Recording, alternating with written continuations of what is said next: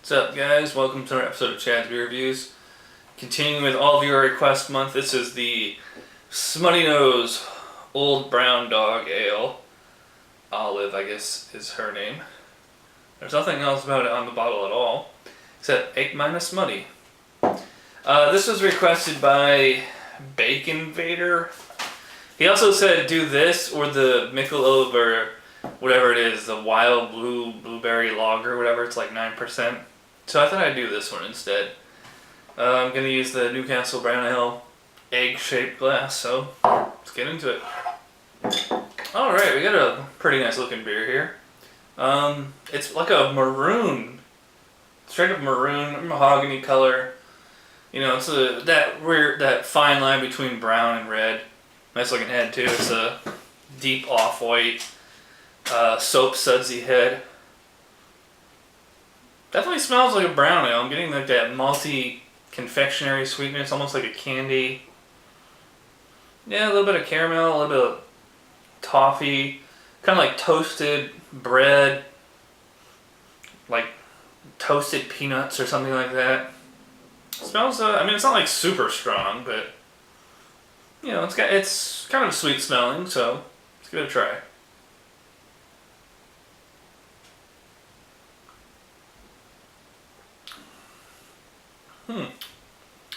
It's not, they're not going for like a super robust beer here.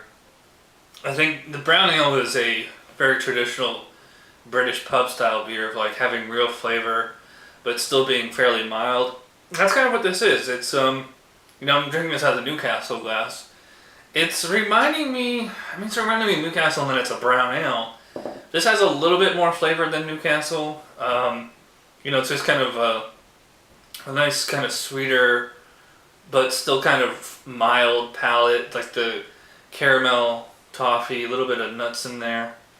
The first thing I noticed when I took this first swig was how soft it is. It's a super comforting beer that just like gives it's like the way like a chinchilla is so soft. That's what this beer is. It's a chinchilla of beers. Get caramel on the back end. It finishes a little too clean though. It's like, it's, you know, what's good in the mouth, I want more of it. You know, I think Jag coined this term, it's kind of like when you're at a fair or a carnival and you get like that in the air of like the candy apples and like the fried dough and, you know, everything. You kind of get that here. You kind of get that at a lot of Oktoberfest too. It's just not really all that strong. I mean, I guess that's what they're going for. It's fine. You know, very, very drinkable. It's so, you know, comfortable in the mouth and so smooth going down. Clean aftertaste. You know, not too robust, not too intense. Virtually no bitterness at all. It's definitely more of a sweet beer than it is bitter. I like that. Like, there's a little bit of like a toasty taste in there. You know, little nutty. The caramel taste is nice. I just wish everything about this beer is good. It's just kind of like the Rogue Dead guy did last night, where all those flavors would be so much better. They just cranked up the volume more. It's like, what are they afraid of? You know, don't go. There's no reason to go so low with this. Speaking of which, I'm trying to find the ABV. It's on the bottle. I'm guessing it's got to be under 5. So I think, you know, they could amp this up and, like, you know, push it up like a little bit more, make it a little more genuinely flavorful without going to the extremes of an Imperial or anything like that. But as like a, you know, a pub ale as a session beer, yeah, this is highly sessionable. I could drink this all day. That's not to say it's the most delicious beer in the world. I mean, its drinkability is fantastic, but, you know, I want a little more flavor than this.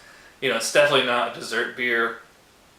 I'm not sure if you'd put it with food or not. Maybe with certain cheeses, but, you know, I mean, it's a good beer.